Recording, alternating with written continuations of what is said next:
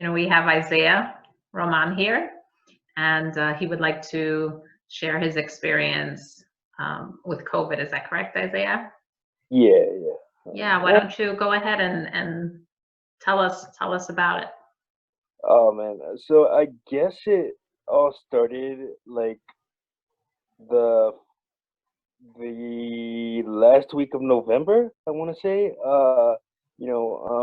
I was feeling a little bit fatigued, but didn't think anything of it. Maybe just because I have a lot going on. I'm doing like workouts and everything like that, trying to keep my body in shape and everything like that. So I thought I just work myself, and then in the in the first week of December, I don't know how, but I know my little brother caught it. So then when I heard that, I was like, okay, I gotta like stay away from him because I know like how quickly this thing spreads.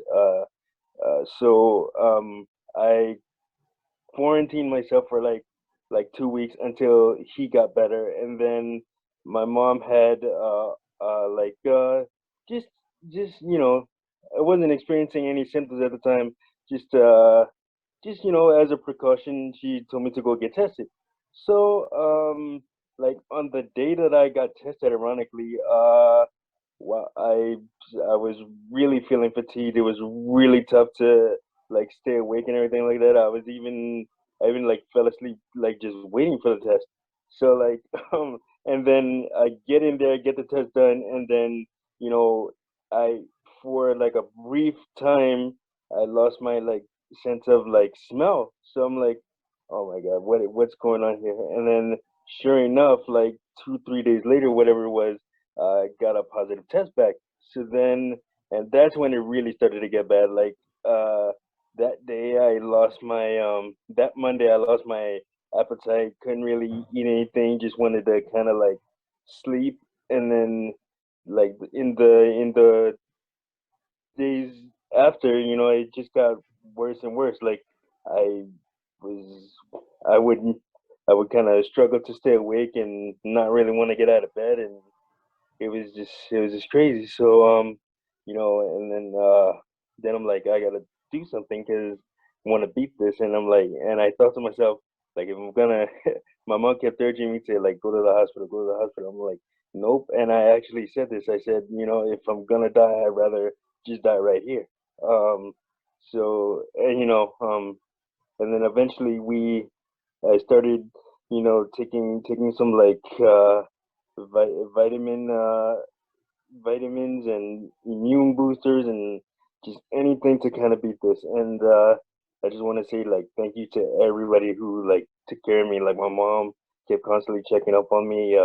My home health aides, they were like a big part of it. And ironically, being around me every day, they didn't catch it. Like my mom had it, but that was from being around my little brother who had this at the start. So but my home health aides that were around me, they didn't catch it. So I'm just thankful for that, and I want to thank them for taking care of me. It was real crazy. And then about that went on for about 2 weeks. All the COVID symptoms and everything, and then eventually I just started to turn the corner. My appetite started coming back, and and then and then I'm like I'm just so thankful to kind of still be here because I've had a lot of friends and close people to me that have unfortunately lost the battle, and it's really tough. And to be honest, I feel a little bit of survivor's guilt. I know I shouldn't, but I'm just thankful to be here and thankful that I kind of dodged another bullet. Yeah. Thank you for sharing that, Isaiah. And for people who don't know, you mentioned you have, well, you mentioned to me before that you're differently abled. Can you Yeah, please just tell, the viewers what that is for yeah, you? sure. So I have cerebral palsy, which can affect your body in one of two ways. Either it affects your lower body, which you can like really walk, or you walk with assistance, which is what I have, and then sometimes it affects your upper body, which you're not as strong in your upper body as you would, as as a normal person. Well, shouldn't say normal, but regularly able person would be. So and for me, it affected my lower body. Like I can't, when you gotta go to the sometimes when you gotta, relieve yourself or use the restroom, or it's hard.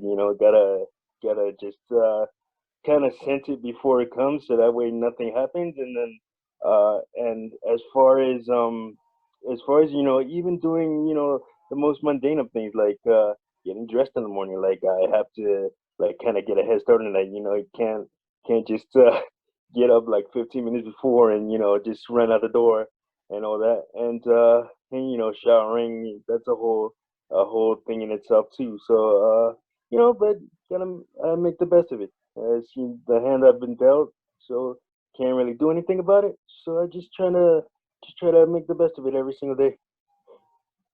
And regarding COVID, you mentioned that perhaps, the experience for people who are differently able might be different. Yeah, What was that experience for you? How do you think that was different for you? yeah. I lost a lot of strength in my upper body, which for me, like I said, and CP affects my upper body. So I lost a lot of strength while I was down with COVID, and trying to just build back up and everything like that. Because I admit I haven't always taken the best of care of myself, but as I get older, you realize you don't have a lot of time left, so you gotta take care of yourself and take care of your body. And your body, uh, it's different when you get older, because for example, if falling when I was younger, you get right back up and just keep going. But as you get older, you gotta, especially when you have all hardwood floors in your house like I do, if that happens, then it can be a catastrophe. Yeah. And what was the experience going through it for you? Were there, like for you mentally and emotionally, what was that like for you? Oh man, mentally, that's the part that a lot of people like don't that haven't had COVID. They kind of don't know the experience of the toll it takes on you mentally. I mean, there were days where I literally thought like this is the end, especially in the beginning, because you know, and I don't know if you've experienced this personally. Well, personally, but you know, like hallucinations. Like I saw. It's kind of hard to explain. Like I saw things that I know weren't there, but it felt so real. Yeah. And it must have been scary, I imagine. What was that Yeah, like? it was kind of like I don't know if you've ever seen like the Christopher Nolan trilogy of Batman movies, where he's like stuck in a like nightmare sequence because of the villain Scarecrow. That's kind of what I compare it to. Wow. And, Really. and being able to sort of have that experience and come out on the other end, would you say that was there anything you learned or any different perspective that you have about yourself or life or in general? Oh, absolutely. Like I'd never really taken my life for granted because of like stuff that I've gone through before. I mean, that could be a whole another thing in itself. But no, I mean, just don't take life for granted. Like, because especially with COVID going around, it could end just like that. Like, the healthiest of people have succumbed to this, and it's just crazy. Just don't take life for granted.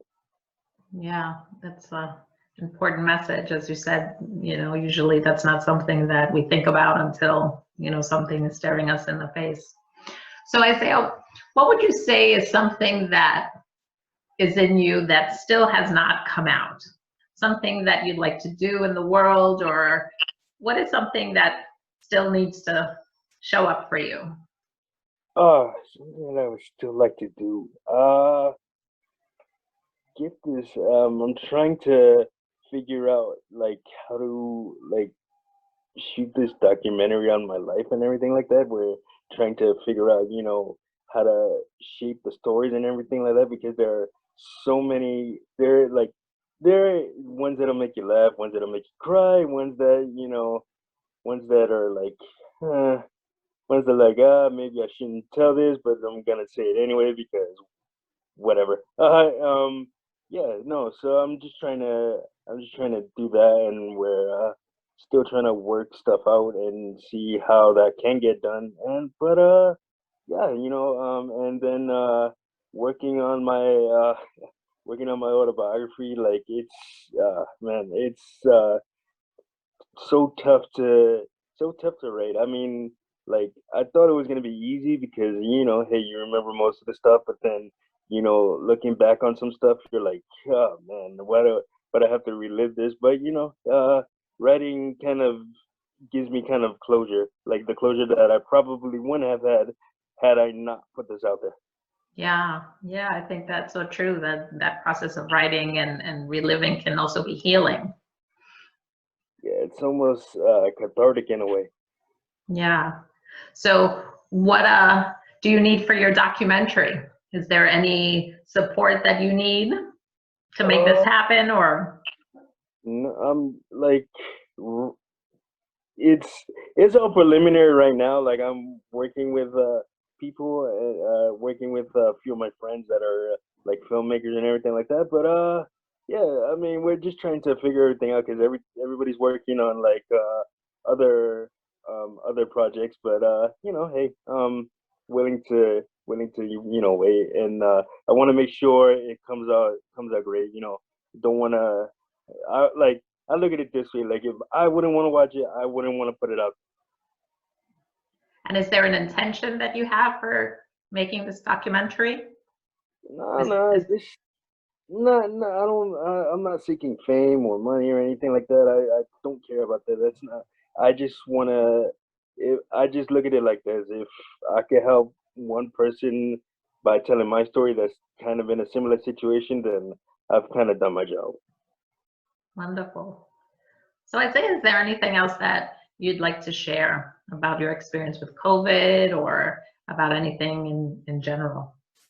Um, no, but if I may ask, can I hear a little bit about your experience? My experience with COVID? Yeah, Well, 2020 was a rough year for many people, myself included. absolutely. And I'll just say that, my mother was very sick and I was taking care of her. And she passed this year. And immediately, sort of after everything that needed to be done was done, I came down with what felt like a cold, really. And Hmm. I thought, this is probably just a cold. I'm probably just tired. But, knowing everything that's going on, I got tested and I was really surprised, and everybody that knows me was really surprised because I'm super careful. I really don't go out. If I go to the market, I always wear my mask. But there it was, and so I quarantined for my husband. He what tested twice, negative both times. I know there are issues with testing and those false negatives, but it wasn't too bad for me, but I have to say it's been maybe 6 weeks now, and I'm still not back 100%. So that's sort of, being patient with it and trying to maintain, I think it's really important to try to maintain health and follow through, but recognizing that it's a sneaky virus, right? It shows up in so many different ways for people, and I think we really don't know anything about it or what's really doing, especially for people who are having sort of long-term effects and symptoms months afterwards. But here Thank, we are. thank God for that. And like, are you? I mean, I know for me, like, I'm still experiencing like in between. It doesn't happen often, but like fatigue. Does that happen? Does For that happen? me, Yeah. yeah, for me, it's not so much fatigue. I'm really experiencing night sweating every night. I'm just soaked, and sometimes during the day, and I still am feeling like some pressure in my chest that comes and goes, and my, you know, my sense of taste is not back 100%. It sort of comes and it goes. I mean, I didn't lose it altogether. I would say I probably lost 50% of it. But now there's still days that I can sense, you know, if I'm cooking, that it's not back totally. So yeah, I definitely would recognize that the effects are still lingering. Yeah. Oh man. But no, that's, I mean, if you don't have any other questions, I mean, kid, wrap it up. Let's wrap it up, Isaiah. Well, as always, it was a pleasure spending time with you, and thank you for sharing your experience in, you know, going through COVID and sort of coming out happily on the other end of it. And I wish you continued healing and much luck, and may, you know, everybody that you need and everything that you need show up for you for your documentary, and continued success for your book. Thank you. Okay, Isaiah, take care, and talk to you soon. You do the same.